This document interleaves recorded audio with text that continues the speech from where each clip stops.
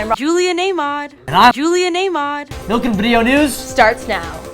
Hey guys, it's me, your favorite host slash former host slash Milken merch enthusiast, back with another episode of the Milken Morning Show.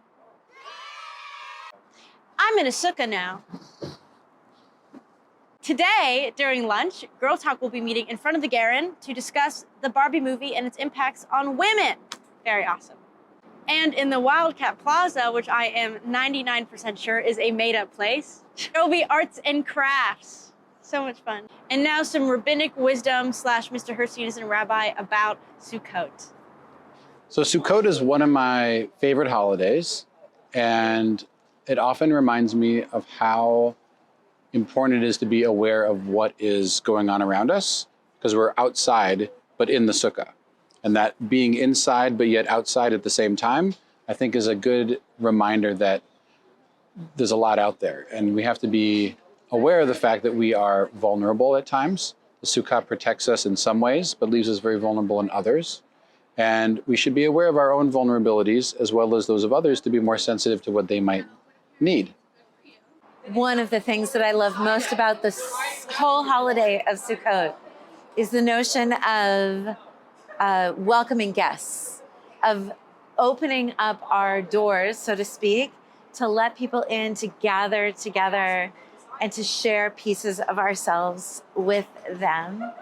And, you know, we're supposed to welcome physical guests, other people, but also it's a time of welcoming of spiritual guests and emotional guests. Who are the people you walk through this world kind of carrying their spirits with you?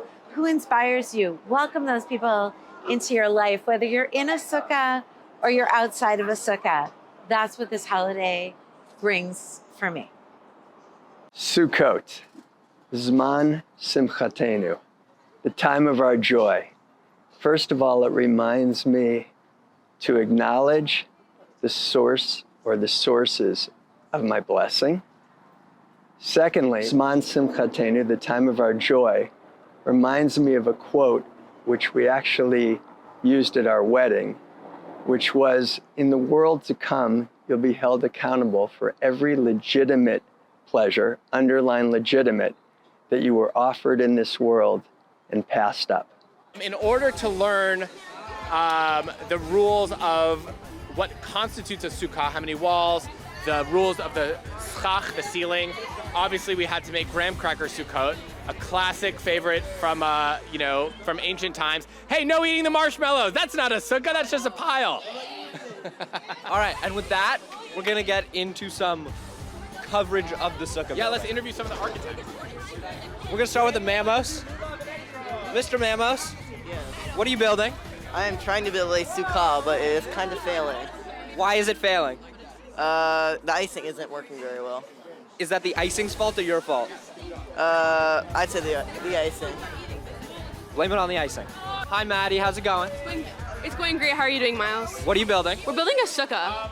Are you doing a one-story or two-story sukkah? We're planning on doing a one-story sukkah, not to be too ambitious, you know? Why not be more ambitious? You know, we're going to be ambitious with our design, less of the structural integrity. I don't want to risk it. Are you in Mr. Kang's class? I'm not in Mr. Kang's class. Well, that's too bad. From building 1 to building 4, from level 1 to level 3, from sukkahs across Milken, I have here what I and other judges have determined to be the best sukkah built by the 9th and 10th graders at Milken.